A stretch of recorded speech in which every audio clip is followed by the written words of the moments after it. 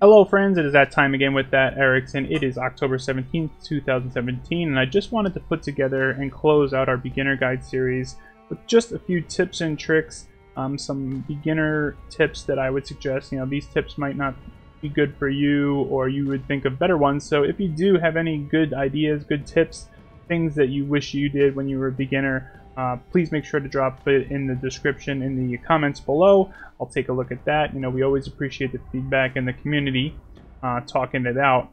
So, you know, be sure to drop those. But let's get right into it. I want to just cover 10 tips for beginners. Alright, number one, which is probably one of the more important ones, is to have a diverse roster, but you're not going to want to spread yourself too thin.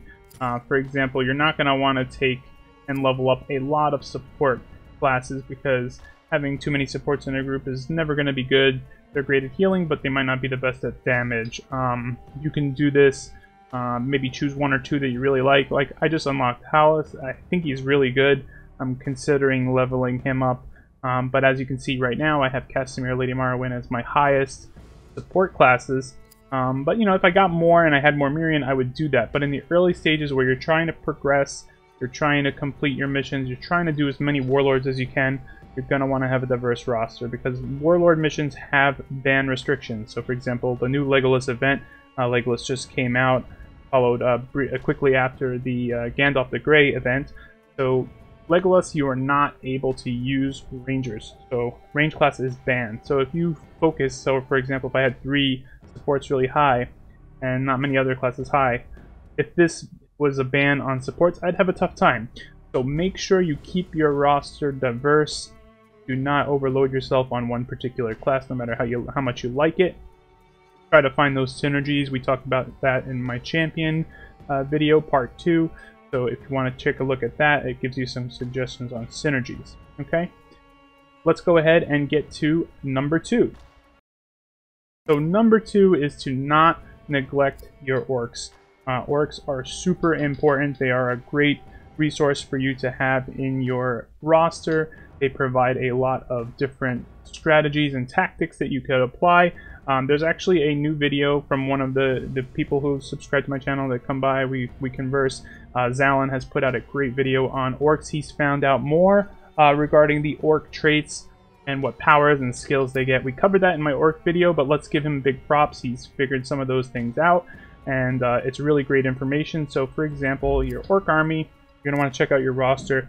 And similar here, I don't think you want to overload yourself on one particular class, but you're going to want to focus on getting up your overlords, because they're having all of their, they're going to have all of their skills unlocked. And as we've learned, that the primary skill is always going to be tied to the class type. So every combat master, for example, every commander here is going to have taunt. Now the second is going to be tied to the tribe. I'm going to leave that to Zalon. His video is great. Go check it out. Also, the third one seems to be tied to the name. So like disease, as you can see here, disease, he has tainted aura. And the remaining 2 are going to be random. So we're trying to put together a list of all those random ones. That'll be very helpful.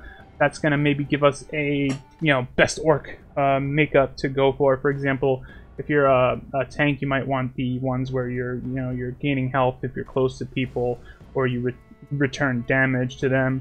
You're not going to want things like, reduce ability power. While that might be good, it's not going to be as helpful as just being a soaking tank. For example, the one trickster class, more ranged, you might want to have the one where you reduce healing to the enemies, because that's going to be important. So we're going to figure that out as we go, but the basis here is do not neglect your orcs. Make sure you're doing your orc missions, but don't go too crazy into those. But manage to always do your duels, collect from your stronghold. Always try to clear every 12 hours as many Nemesis missions as you can, preferably all of them, because then they'll reset and give you another 12 hours and another full set of orcs. So make sure you focus on doing your Nemesis missions every day. I would suggest, executing in the higher levels, because you get great amount of great amount of runes and glyphs, and that's going to be important. Okay, so tip number 3 for me is to take advantage of free gems, guys. They're gonna give you these gems, the gems for logging in. This is if you're a free-to-play player. The gemstone mine here, you can click watch video for a 30-second video. I know nobody wants to watch videos, it's kind of lame, but just for 30 seconds you're going to get 5 gems. You can do this 20 times a day. That adds up pretty fast, guys, so take advantage of that. You know, maybe you're working around the house, you got your phone at your side, watch a video, don't even have to pay attention to it every 30 seconds. You know, click the little X, boom, you got yourself 5 gems. You're doing that 20 times a day, and you're starting to rack up some pretty good gems, guys. So take advantage of anything free that they want to give you. You could even check out these offers. Some are like, oh, install this game and get to X amount of level, get 100 gems. It might be a game that you've been wanting to try, so keep an eye on that. Sometimes they have offers like you sign up for some website, you get 1,000 gems. You know, that's not my thing, but maybe there's something there for you. I think one time I signed up for like Netflix a long time ago on some game and I got money. I like Netflix, I've never not used it, so check those offers, maybe you'll get something good. Number 4, let's make sure we are completing our daily quest. I can't stress this enough, it's super important. You come to your little menu here, you click the exclamation, and you have a set amount of missions to do per day, and that's 50 crystals. So now we're talking 20 times a day of 5 crystals. You know, you're getting 100 crystals, 150 a day. If you had VIP 1, 150 crystals a day is 2 energy refreshes, which turns out to be a lot of experience. So come check this out, make sure you're doing it every day. It's very simple. You just do the warlords, you execute 1 nemesis, you brand 1 nemesis, you upgrade some champion abilities, you beat normal stages, do a duel, do an orc job, level up any champion, and boom, you get a bunch of experience. As you can see, it's a lot of experience. People ask me how I level up so fast. Well, one, I'm VIP 1, so I always use all my energy and my 2 refreshes every day. And I make sure I do my daily missions every day. Can't stress it enough. You're getting some Mirian, not a lot, and 50 crystals. Can't beat it, guys, alright? So let's go ahead and move on to number 5. I'm going to suggest joining a fellowship. Fellowships are the guilds or clans in Shadows of War. As of right now, there's not a lot to do.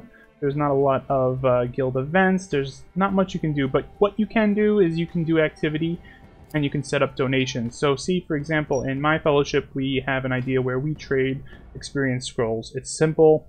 Everybody has them. You can donate these to your fellowship members like this. And for everyone you donate, you're getting 5 Mirian, okay? It's a low-level thing. Maybe when we get higher, we'll donate higher-level scrolls to get some more. But think of it, this is a really simple way. Oh, gave someone a blue, that's okay. If you think of it this way, you're just trading them back and forth between each other, right? I donate 20 total experience scrolls to 20 members, they give me 20 back, and I made 60 Mirian, okay? It's not great, it's not crazy, but it's something. And it's a way that you can get some extra Mirian, which is really hard to come by. I myself have spent 300 crystals on Mirian so many times already, just because I find myself getting too low on Mirian. So, join a fellowship. The other reason I suggest it is obviously it's going to be a big thing. Obviously it's going to grow into something where you'll work together, maybe do guild events, maybe do guild bosses, guild PvP. Who knows where we're going down the line, but I think it's really important to build a relationship early with people you like to play with. So join a fellowship. Number 6, I believe you do not want to overinvest in orc jobs just yet. I'm not saying not to do them because I always do the no risk resurrection token one, because why not? It's no risk. I can just, even if I'm lazy and I want to just throw a level 1 orc in there, I can let it run. Don't go crazy into the orc jobs because you can lose your orcs, okay? There are great bonuses if you try to go crazy on it. For example, if I wanted to do the treasure which gives the Mirian, and I have a team of orcs, I covered this in my other video, if I can get a team of orcs up to 56,000 power, I can get 3,000 Mirian if I do this orc mission every 5 minutes. That's pretty good. Now, that would also entail that you might lose a orc who is 10,000 power. Don't know if that's something that sounds like something a lot of people want to do. But for example, if I autofill all my highest ones, I can get 350. I'm not going to risk 350 Mirian with 12,000 power worth of orcs because it took me a lot more than that and effort than that to get these guys, like this one to 22, this one to 33. It took a lot of work. So don't go overboard on the orc jobs just yet. Wait until you get a little stronger. Wait until we can see how that pans out when we have stronger rosters, how quickly they die, and maybe resurrection tokens will get a buff or a nerf. Who knows? But don't go crazy on the orc jobs. So number 7, this one is a big one, guys. This is one that I suggest for players that are trying to progress, trying to get to higher missions, is to make sure you play on manual when you are playing a harder mission. I'm just going to do one that I've already cleared before, but just to show you. When I say play on manual, you don't want to have it going automatic. You want to be able to know what your party is capable of. You're going to want to know what your party can do. And I'm just going to take one of my best team. And when I say manual, you're going to want to micromanage your units. They're not going to do tons of damage to me here, but like as you can see here, she's going to get attacked. I can micromanage her away while my team is starting to fight. You can use your abilities to your best targeting. So you choose when you want to use your abilities. You choose when and where you want to pull your orc out and drop him in. You can manage aggro. So as you see right now, she's getting some aggro. I want to pull her out. She's starting to take too much damage. Drop a heal. Move her into the heal. Is a bad target. But you get the picture here. Micromanage your units. Keep your tank out in front so that he picks up the aggro. Then you can use the abilities to get the weak units in the back. You can use your AoE abilities. All of that. Alright guys, the next thing I want to talk about is VIP and spending money. Now I know this doesn't go together with a beginner video, as most beginners like to stay free to play, and by all means do that. But if you have a little extra to spare, I highly suggest trying to get at least VIP 1 for the extra energy recharge. At the very least, this is important. It gives you an extra refresh per day. Normally you would have 1 refresh, then you can have 2 refreshes for 150 crystals. Gemstones, you get 150 gemstones just by doing those free methods that I've already talked about. So with that, you're talking about 2 times the amount of full energy, and that really helps you get through those early levels. Money, farming, nemesis. You're gonna need that energy, guys. I highly suggest using gemstones on energy refreshes in the early stages if you don't have a lot of extra gemstones floating around. If your gemstone budget is low, I would highly suggest against buying champion packs, because while yes, you might get lucky, most of the time you're just going to get a few shards. I would save that energy to power through those early levels. Then once you're more comfortable about early levels, once you hit the max level, then you don't necessarily need to do a lot of stuff per day. Then that's when maybe you can start looking to buy some champion packs. You've already got to max level, you already have a big storage of possibly experience scrolls to boost those new champions to higher levels. Just get through the game, get your levels up. The level is important. It also coincides with your maximum energy efficiency and your maximum energy level. So the higher level you are, you're going to start acquiring more maximum energy to do more missions. So they go together, they go hand in hand. If you're going to spend, make sure you're looking at the VIP system. I'm sure there's a lot of people that bought something and probably don't even know they have to come here to pick and activate which VIP abilities they want. For example, I'm really curious as to this Miriam multiplier. I haven't got the VIP 3 yet, so if you have, let me know in the comments below. Not exactly sure what that will do, but if that doubles or gives me more Miriam, that's going to be an awesome one, and probably the first thing I buy when I get to VIP 3. So I would suggest highly managing that and getting VIP. I think these bundles are great deals. If you're going to drop 20 bucks on a game, this is a good price point. Don't pay attention to this. I do live in Brazil, but for example, you're going to get 1,000 gems, 25 glyphs per battalion, full 3-star character, 2,000 VIP tokens.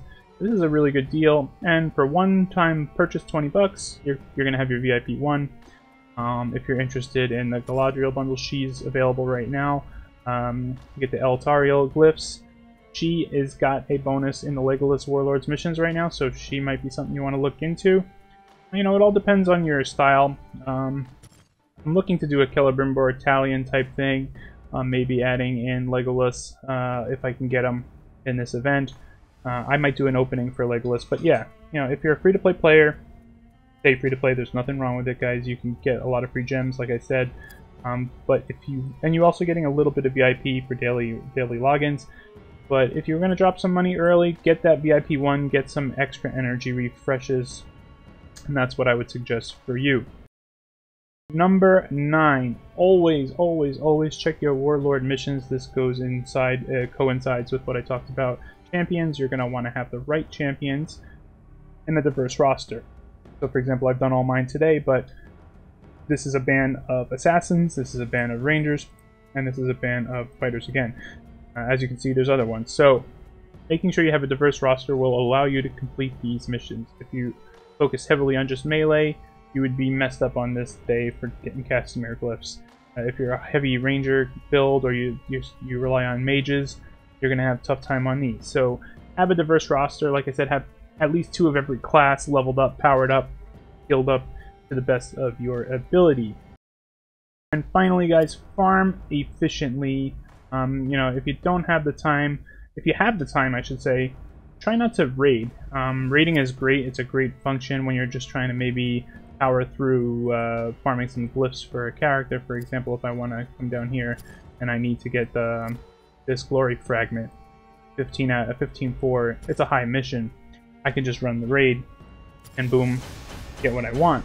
Now this only gives experience for the account level. It does not give experience to champions. So if leveling champions is tough, especially in the later stages. You go through these scrolls quick, they start to run thin fast, and you run out of Mirian. If you have the time, try to find a mission where you can auto it, but auto it while auto it by playing, not with this automatic raid.